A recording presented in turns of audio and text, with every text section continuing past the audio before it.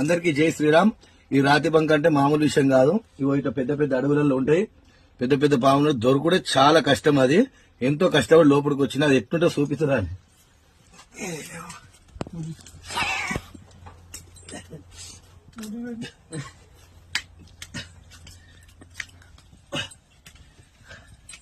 ఇది ఆ సరంగా నువ్వే ఇవి అంత పెద్ద లోపలికి పోవాలి. స్మెల్లే విపరీతంగా వస్తుంది. గబ్బిలపి అంత వాసన వస్తుంది. కానీ ఈ రాతి బంక వల్ల చాలా లాభాలు ఉన్నాయి. దీని గురించి మీకు తెలుసుకోవాలి. ఇక్కడ అందుబాటులో ఉన్న వాళ్ళు గిరగాలు తీసుకుంటారు. ఇక నేనైతే ఇంత అడుగున్నా కాబట్టి పట్టా మా అల్లుడు వచ్చిన ఎంబడ ఈ ఫోన్ పట్టుకున్నాడు ఆడే.